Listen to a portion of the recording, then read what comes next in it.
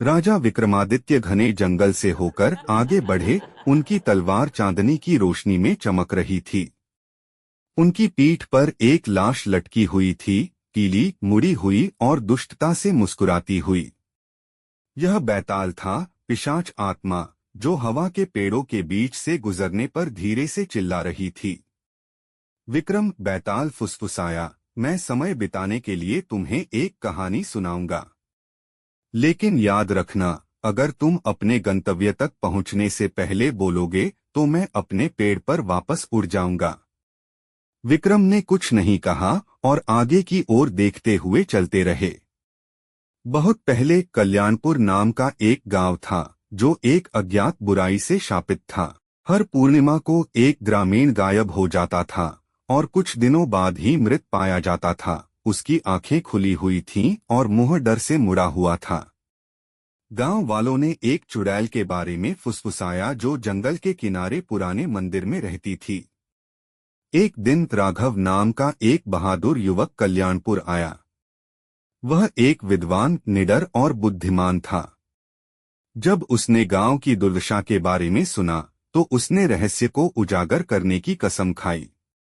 उस रात जब चांद आसमान में खून से लाल हो गया तो राघव परित्यक्त मंदिर की ओर चल पड़ा। हर कदम के साथ हवा ठंडी होती जा रही थी। अंदर टूटी हुई मूर्तियां बिखरी पड़ी थीं और हवा में एक अजीब बदबूदार बदबू फैल रही थी। मंदिर के केंद्र में एक काला पड़ा हुआ मंदिर था, जिसकी सतह पर शापित प्रतीक अंकित थे। राघव ने शिलालेखों की जांच की। खून से बंधा, विश्वासघात से मुक्त, उसने जोर से पढ़ा। जैसे ही उसकी आवाज गूंजी, उसकी रीढ़ में ठंडक दौड़ गई। अचानक छाया से एक धीमी, कर्कश आवाज आई। तुम सत्य की तलाश कर रहे हो? यह फुसफुसाया। एक महिला उभरी, उसका चेहरा फटे हुए घूंघट के नीचे छिपा हुआ था। उसकी लंबी और पंजे जैसी उंगलियां एक जंग खाए खंजर को पकड़ रही थीं। अभिशाप नहीं टूट सकता, उसने फुसफुसाया, जब तक तुम मेरी जगह किसी आत्मा की बलि नहीं चढ़ाते। अविचलित राघव ने पूछा, तुम कौन हो? घूंघट गिरा, क्रोध और दुहक से विकृत चेहरा दिखाई दिया। यह विशाखा थी, एक पुजारिन जो कभी मंदिर की रखवाली करती थी। एक प्राचीन अनुष्ठान में ग्रामीणों द्वारा धोखा दिए जाने और बलि दिए जाने के बाद उसकी आत्मा को पीड़ा में भटकने का श्राप दिया गया था। मुझे मुक्त करो, उसने विनती की, नहीं तो तुम्हारा भाग्य तय हो जाएगा।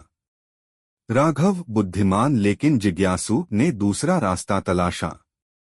भोर में वह गांव में लौटा और एक बूढ़ी औरत को पाया जो अभिशाप से बच गई थी। उसने उसे चेतावनी दी, चुड़ैल को नश्वर हाथों से नष्ट नहीं किया जा सकता, लेकिन उसकी आत्मा एक दर्पण से बंधी है, इसे तोड़ दो और उसकी शक्ति समाप्त हो जाएगी। अगली पूर्णिमा को राघव अपने लबादे के नीचे दर्पण छिपाकर मंदिर में लौटा। विशाखा फिर से प्रकट हुई, उसकी आंखें द्वेष से जल रही थीं। जैसे ही उसने वार करने के लिए अपना खंजर उठाया, राघव ने दर्पण को चकनाचूर कर दिया। रात में एक भयानक चीख गूंजी, उसका शरीर राख में बदल गया और अभिशाप हट गया। लेकिन जब अगली सुबह गांव वाले आए तो राघव जा चुका था, केवल उसकी छाया बची थी, जो पत्थर के फर्श में जल गई थी। कुछ लोग कहते हैं कि चुड़ैल के अभिशाप ने उसे अपनी अंतिम कीमत के रूप में लिया। बैताल ने धीरे से हंसते हुए कहा, मुझे बताओ, हे बुद्धिमान राजा, क्या राघव गांव को मुक्त करने के लिए नायक था या खुद को बलिदान करने के लिए मूर्ख? राजा विक्रमादित्य परिणाम जानते हुए भी उत्तर देने से खुद को रोक नहीं पाए। उन्होंने कहा, राघव एक नायक था। सच्चा साहस बुराई का सामना करने में निहित है, चाहे इसके लिए अपनी जान ही क्यों न देनी पड़े। तुरंत बैताल जोर से हंसा और रात के आसमान में गायब हो गया, अपने पेड़ पर वापस चला गया। और एक बार फिर राजा ने मुड़कर देखा, आत्मा को पकड़ने और एक और कहानी सुनने के लिए तैयार।